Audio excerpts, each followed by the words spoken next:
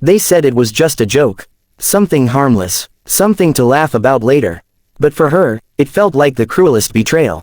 Clara sat nervously at the restaurant table, her fingers twisting the edge of her napkin. She had never gone on a blind date before. Her friends, well, she thought they were friends, had insisted she give it a try. "You've been alone too long," they teased. "You need someone." They even promised that they knew just the right man, someone who would appreciate her quiet charm, her hardworking nature, and the soft heart she often tried to hide. But as she waited, with every passing second, doubt clawed deeper. She noticed the glances from a nearby table, her so-called friends' stifling laughter, watching her like a stage play. And then it hit her. This wasn't a date, this was entertainment, a setup. She had been tricked, put on display like the punchline of a cruel joke. Her face flushed with embarrassment, her throat tightening as she reached for her purse, ready to escape before the humiliation burned any deeper. That's when the restaurant door opened, and he walked in. Ethan Reynolds, the kind of man who made people stop mid-conversation. Tall, sharply dressed in a suit that carried more confidence than most people had in their entire lives. The whispers followed him immediately. Some recognized him, CEO of one of the largest tech firms in the city. A man with power, wealth, and a presence that could silence a room. He wasn't the type of man who'd show up at a casual restaurant for a blind date. And yet, he walked with certainty straight toward her table. Clara froze, clutching her purse tighter. Surely there was a mistake. Surely he wasn't here for her. But then he smiled, genuine, warm, as though he had just found exactly what he was looking for. "Clara," he asked softly, his voice carrying the kind of calm authority that made it impossible to doubt. Her mouth opened, but no sound came out. She managed a faint nod, her heart pounding in disbelief. From the corner of her eye, she saw her friend's jaws drop, their playful smirks dissolving into shock. Ethan took a seat across from her, never breaking eye contact. "I hope you weren't waiting long." The world tilted. Clara could barely breathe, much less respond. But Ethan didn't seem fazed. He asked about her day, her work, her life. And somehow, little by little, she found herself answering, her voice trembling at first but growing steadier as his kindness drew her out of her shell. He laughed at her stories. Not the cruel laughter she had expected, but genuine amusement that lit his face. He listened, really listened, as though her words mattered more than anything else in that room. For the first time in years, Clara felt seen. But in the back of her mind, the question gnawed, why was he here? Why her? And why did he look at her as though she wasn't invisible, as though she wasn't the plain woman her friends had mocked for years? Halfway through the dinner, Ethan leaned forward, lowering his voice. "I should probably admit something. This wasn't exactly an accident. I knew about the joke. The setup." Her chest tightened, and humiliation threatened to swallow her whole. She started to stand, but his hand reached across the table, not forceful, just steady. "Please, hear me out," he said quickly, his eyes soft with sincerity. "I overheard them talking. They thought it would be funny to put you in this situation. I couldn't just stand by. So I came. I wanted to stop them from hurting you." Tears welled in Clara's eyes, her voice breaking. "Why would you? Why would someone like you care?" He gave a small, almost pained smile.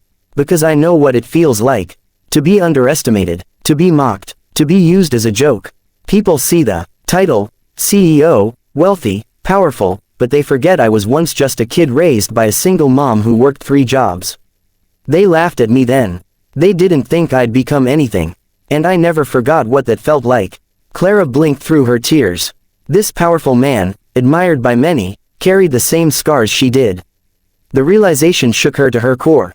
From the corner, her so-called friends were whispering furiously, their plan unraveling. Clara could feel their stares, but for once, it didn't matter. For once, she wasn't their punchline. Then Ethan did something no one expected. He stood up. The restaurant quieted immediately, eyes following him as he moved beside Clara's chair. He looked at her with a gravity that made her heart race. And then, he got down on one knee. Gasps echoed through the restaurant. Clara's hands flew to her mouth, her eyes wide with shock. "This may seem sudden," Ethan said, his voice strong, carrying through the silence, "but life is too short to waste on people who don't see your worth. Clara, in the short time I've known you, I see something extraordinary. I see kindness, resilience, and a heart that deserves the world. And while I don't expect you to say yes tonight, I want everyone here to know this: you are not a joke. You are not someone to laugh at. You are someone to honor. Someone to cherish. Someone I'd be proud to spend my life with." The room erupted in stunned silence, broken only by scattered applause that grew louder and louder until the entire restaurant was clapping. Clara's tears streamed freely now, her chest aching with emotions too big to contain. Her friends sat frozen, pale and speechless, their cruel laughter turned to shame.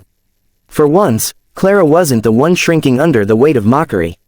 For once, the world saw her differently. Clara whispered through her tears, "Why me? You could have anyone." Ethan's eyes softened, his voice dropping so only she could hear. "Because I don't want anyone. I want someone real. Someone who knows struggle, who knows compassion, who knows how to love without conditions." "That's you, Clara." In that moment, something shifted inside her. The years of self-doubt, the loneliness, the belief that she was unworthy, they all cracked, just enough for light to break through. She didn't say yes, not that night, but she didn't run either.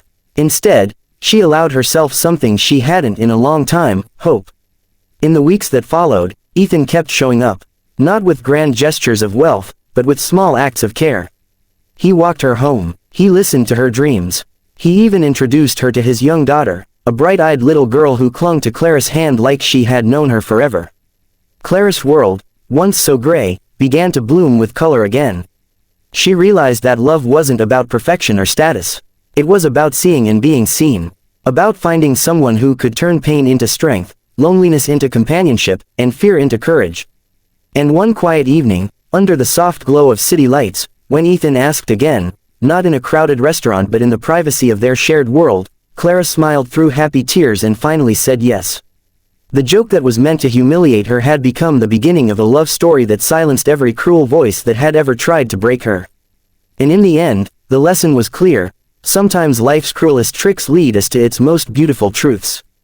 That kindness has the power to change a person's entire story, and that when someone finally sees your worth, no amount of laughter or mockery can ever take it away.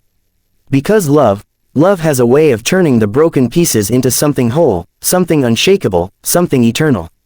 And for Clara, what began as a joke ended as the greatest gift of all, a family, a future, and a reminder that she had always been enough.